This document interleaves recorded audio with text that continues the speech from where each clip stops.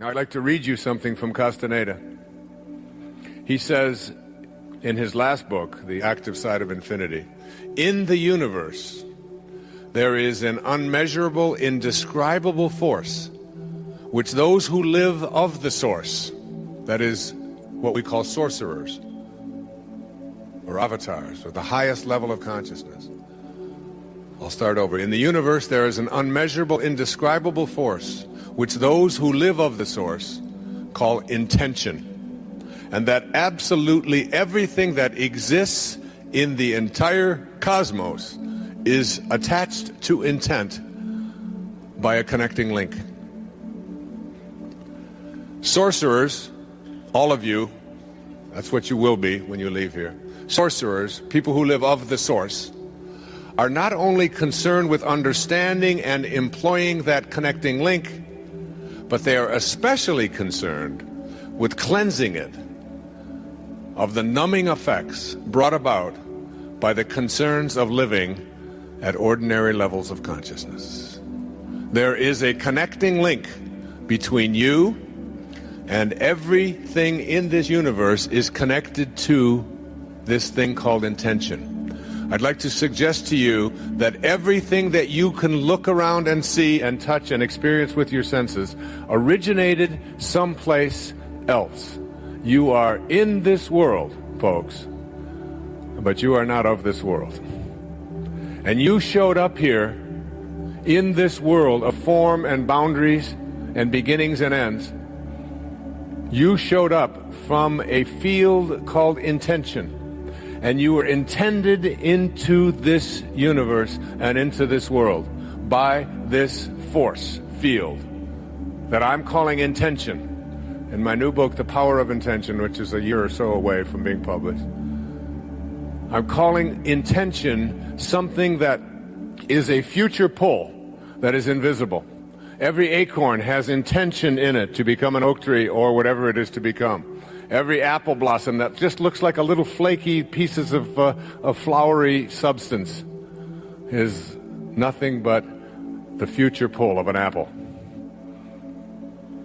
And in you, in a tiny little drop of human protoplasm that collided with another one at the moment of your parents getting together, and this thing that we called conception, there was a dot. A tiny little microscopic dot. It happened in a tiny microsecond, a dot. And in that little tiny dot that you can't even see with the naked eye, that you need a microscope to see, in that dot was everything that you were destined to become as a physical being. Your height, your weight, the color of your skin, the color of your eyes, the length of your arms, and the length of everything else, what droops, what doesn't. Everything that was, and here you are, sitting here, watching it, observing it, noticing it, and you know that there's nothing but who you are is nothing but a ghost in the machine. You're watching it and you're observing it, and it's going to go through its paces and do what it was destined to do in the moment of that microscopic dot, right? I'm 6'1". I didn't decide to be 6'1". I have blue eyes. I have hair falling out of my head and growing on my shoulders, my ears, my nose. You have all of these characters. You look at it, you observe it, you notice it, you squeeze the back of your hand. I used to squeeze it, it would snap back. Now I can count how long it takes to get back. And you're watching it and you know. But I'd like to present to you in a few moments a little different view on this thing called intention. I'd like you to take a look at the dot that began you, in which everything that you were destined to become as a physical being. I'd like you to say to yourself this question: where did the dot come from? Where did it come from? You think it came from the sperm of your father and the collision with the egg of your mom? Forget it. It's an illusion. You take that dot, which is your beginnings. A heart starts beating inside of a mother's womb 6-7 weeks after that moment of conception, and it's a total mystery to every great scientist on the planet today. We have no idea where that life came from and where it goes after we leave it. No idea. It's a complete and total mystery. So let's look at the dot that began you, and let's take a microscope to it and turn up the magnification on that dot so we can find out where it came from, its source. And we turn up the magnification, and first we see in the dot a whole bunch of molecules. We take that molecular microscope and we toss it out, and we take an atomic microscope and we put it on there, and we see that inside of the molecules there are tinier particles called atoms. Then we take this atomic microscope and we turn up the magnification. We say, where did this dot come from? Let's find its source. And inside of those atoms we see electrons and neutrons and protons and croutons and all of the things that we all memorized when we were in science class. And we say, well, there it is. So we take the electron and we pull it out and we put it into an electron microscope and we turn up the magnification. We're just looking for our source. That's all. And we turn up the magnification and we turn it up and up and up and up, and we zoom in, and guess what? It's just a whole bunch of particles. Now they call them subatomic particles, but it's mostly just empty spaces with particles all floating around. It's this huge dance. And we take out one of those subatomic particles. This is called quantum physics. This is the study of matter at the subatomic level. What is it like? What happens to matter? And we turn up the magnification as high as we can, and we can now call these things new names. We call them quarks. And we take these quarks, these tiny little subatomic particles that behave in the strangest of ways, because when you look at them and observe them, that changes what they are. At the subatomic level from which all things originate, just the way that we observe something determines whether it will be what it will become. And that's interesting. If we are nothing but subatomic particles in a cell called humanity, the way we look at things literally can impact what it is that we attract or don't attract into our lives. Just the way we look at things. But I'm getting ahead of myself. So we take this little quark and we take it out to Arizona into what they call quantum physics particle accelerators. And we put this quark in a particle accelerator, and we rev it up at 250,000 miles an hour in these circular things, and we get these things zipping at each other, and then we collide them.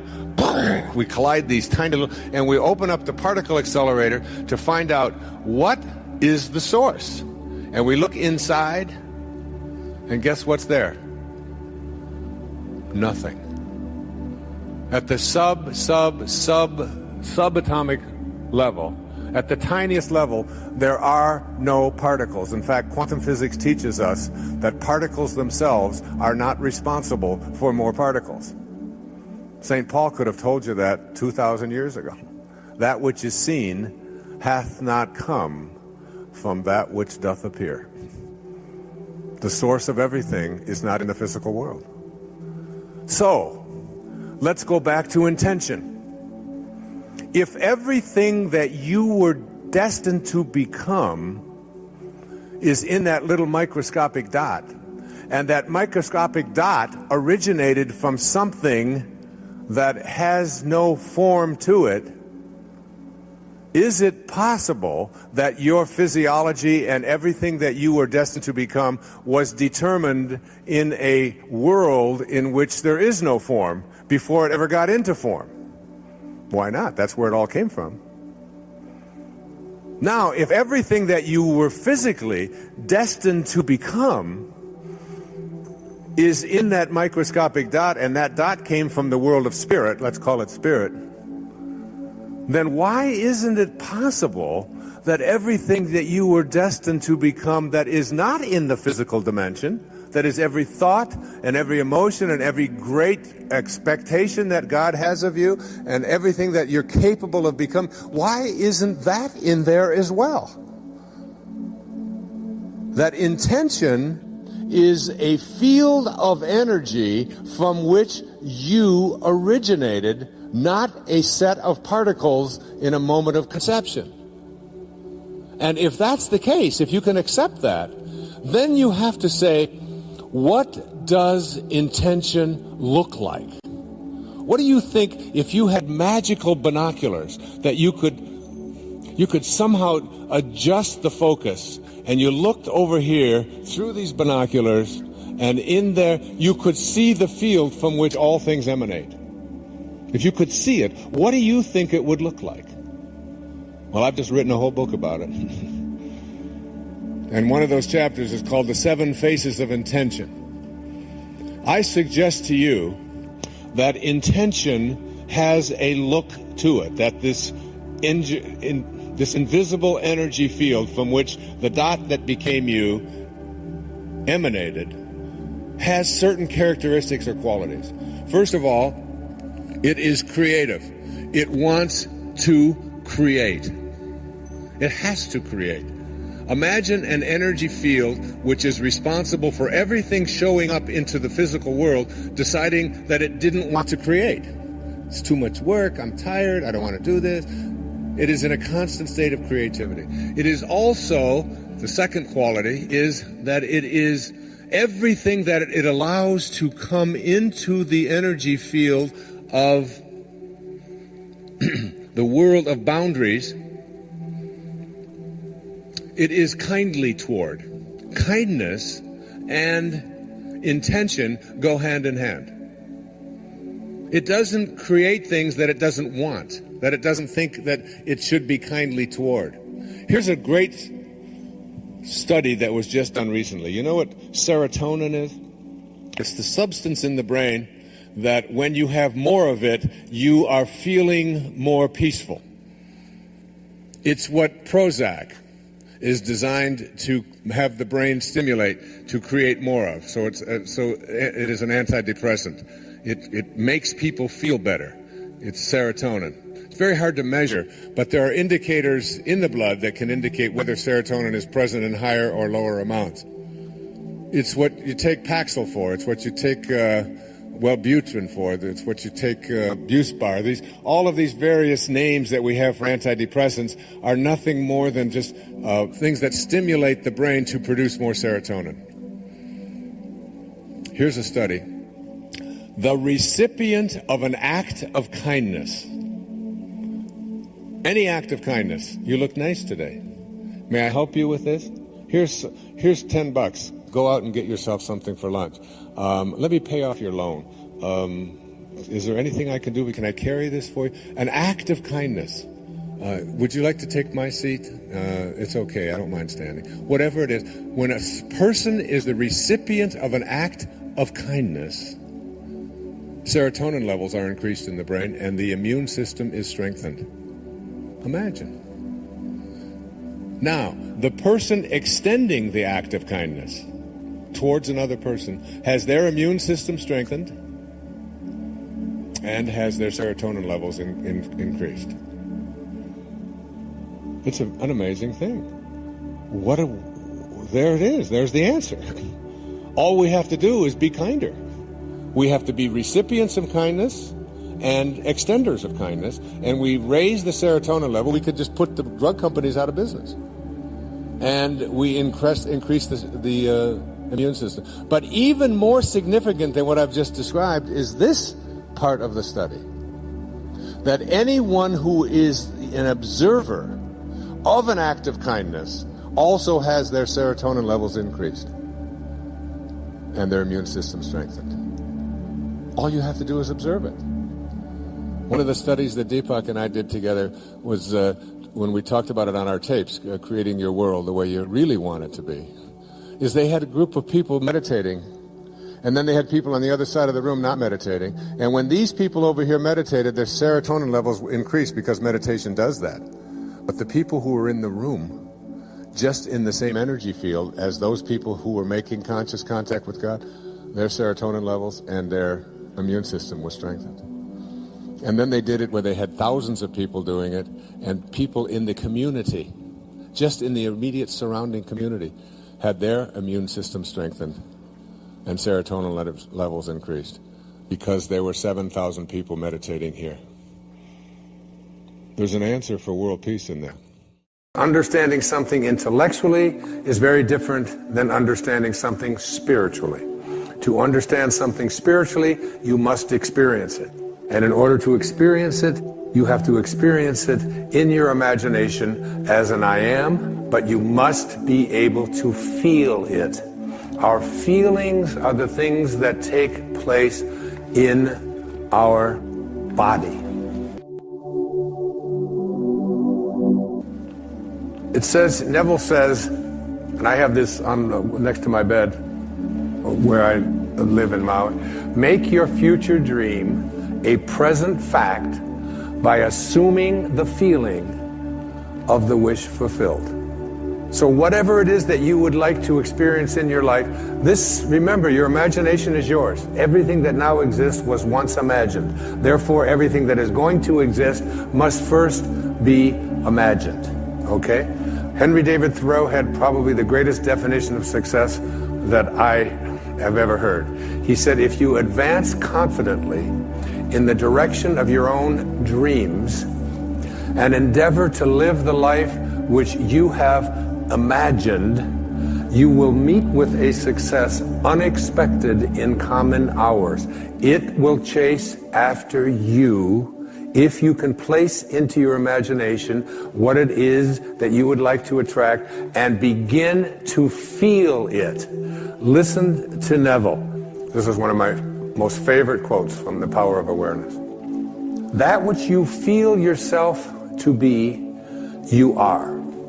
And you are given that which you are. So assume the feeling that would be yours were you already in possession of your wish. And your wish must be realized. So live in the feeling of being the one you want to be, and that you shall be. Every feeling makes a subconscious impression. And unless it is counteracted by a more powerful feeling of an opposite nature, it must be expressed. Your feelings are different from your thoughts.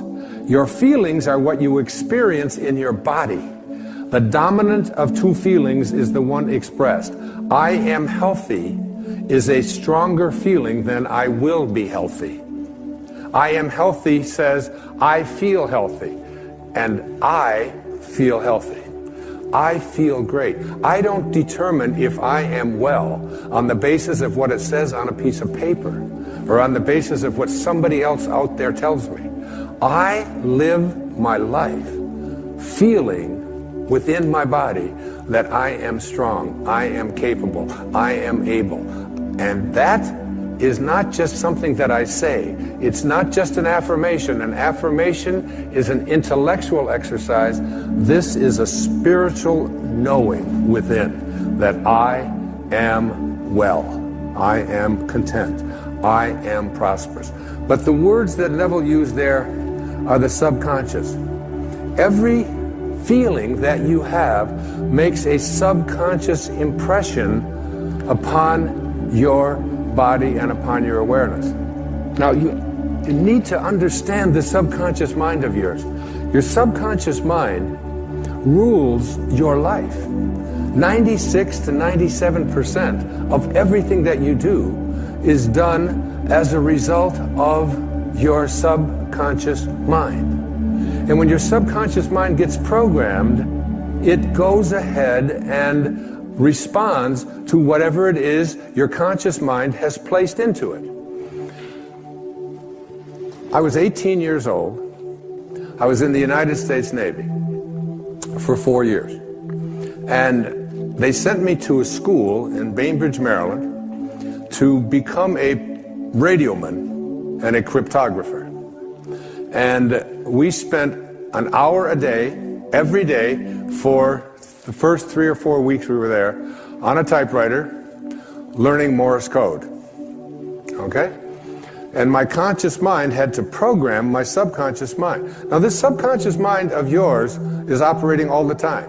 You're sitting here watching a television show. You got up, you picked up your remote control, you turned the channel on, you got dressed, you ate lunch, you went to the bathroom, you go to work, you get into your car, you drive to work, you don't think about what I'm going to do. Everything that is going on in your life, everybody in here in this room, you got here through your subconscious mind. You didn't have to think about every single thing that you were doing, but there was a time when you did in order to learn that. This habitual subconscious mind of yours rules your life. So I'm 18 years old, I'm taking Morse code. Here's the alphabet, a little bit of it anyway. Da da did it, da da did, da did it, did it da did, da da did, did it, did it da da da da da da did, da da da did, da da da da did. That's A through P. Check it out.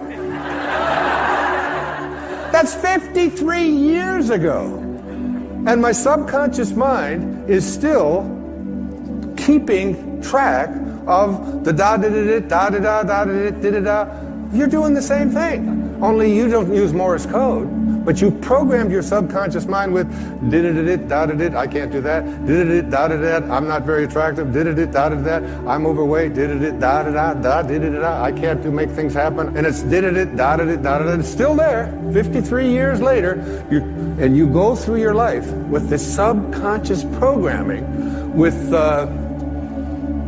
an awareness that you are not in charge. You're not able to extend or transcend this way of thinking. This subconscious mind of yours is most impacted by your feelings.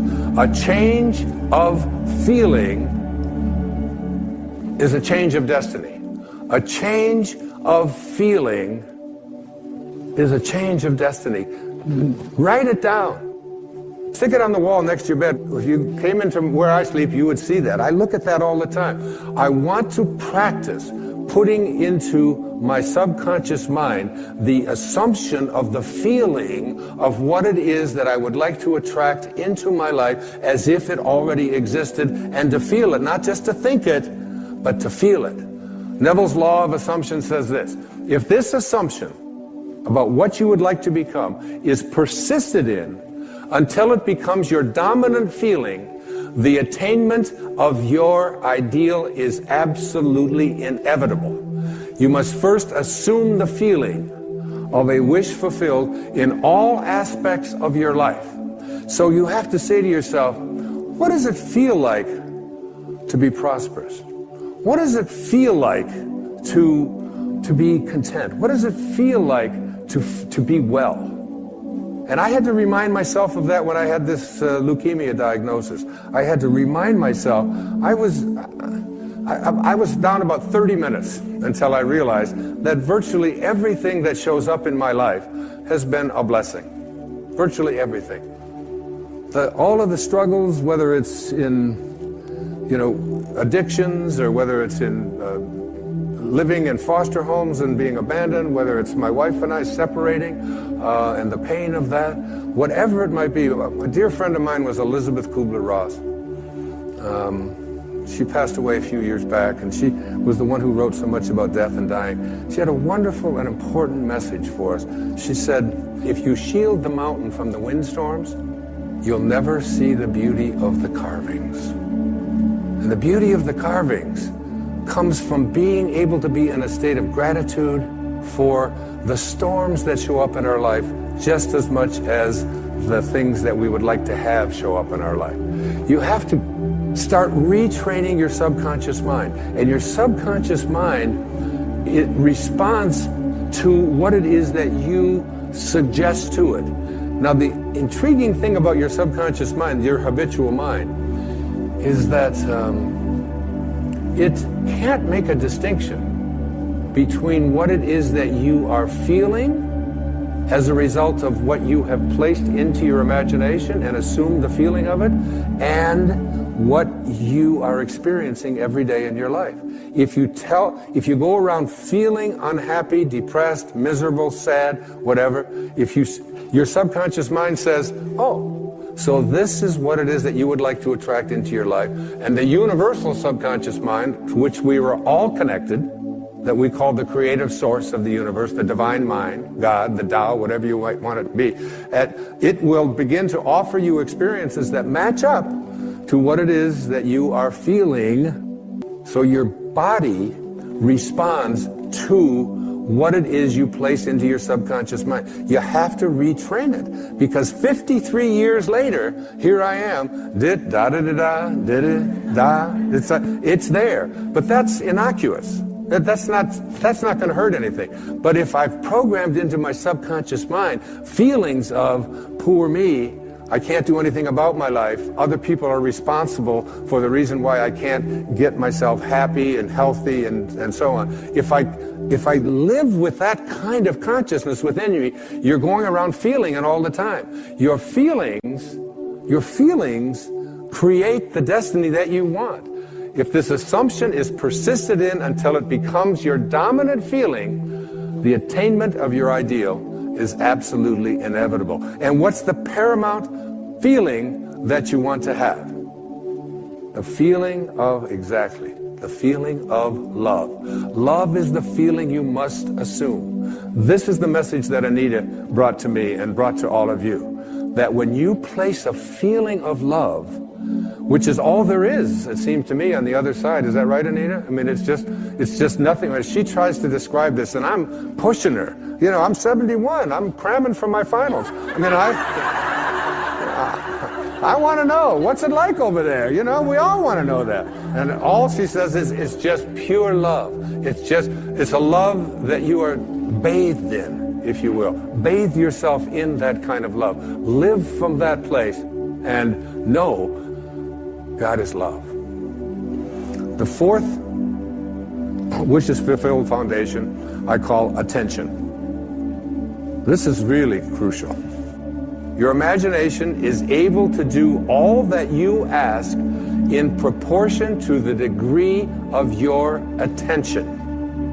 So, what kind of attention do you place on your desires? Let's say, well, I'll give you an example, the one of myself with this business of this chronic lymphocytic leukemia. My kids just got me this wonderful gift. I hadn't had it before. They wanted me in the 21st century. It's called an iPad. I just got my first email address, and I'm not telling anybody what it is. But it's just this wonderful, they got this wonderful feature that I really think we should have in life. And it's called trash, which I had never seen before. They were explaining this to me. So anything that comes in that you don't want, you just push this little button, it's just like this, and it goes like this. It actually moves, and and it makes a little sound. And then there's a little button over on this side that says delete, you know? So it's something you put into the trash, and then you hit delete, it's gone forever. That's the kind of way you want to use your attention. There are two kinds of attention, according to Neville. Subjective attention and objective attention. Subjective attention is different from objective attention. You want to use subjective attention, not objective attention. Neville says there's an enormous difference between attention directed objectively and attention directed subjectively. And the capacity to change your future depends on the latter. Whatever you have placed into your imagination, you always go to your reality and call that which does not exist as if it did. I have a rule about it. It's don't complain and don't explain. You don't have to explain what you have placed into your imagination. It is totally yours. One of my great teachers in my life in my early doctoral years was Dr. Abraham Maslow. He said, become independent of the good opinion of other people. Trust yourself. Subjective attention. You, and only you, capital Y-O-U, are the subject that impacts the burning desire in your imagination. You are living and feeling as if your future dreams are a present fact. Objective attention, you become the objectified result of other people telling you what you can't do, what's impossible, and so on. Subjective attention, mine is mine. I have an image that I use, I call it the super glue method. And when I have an intention about what it is, including doing this program, when I have an intention about making this program a reality, and it involves a lot of money and a lot of expense, a lot of people, a lot of things have to come together. It involves going over into my writing space every single day, never giving up on it. Even if I don't feel like writing, 4 or 5 hours every single day, because I super glue I superglue my intention into my imagination.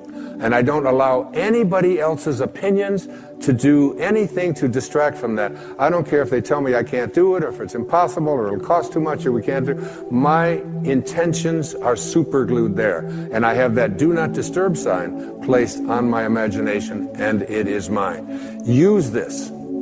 Don't allow anybody else's opinions.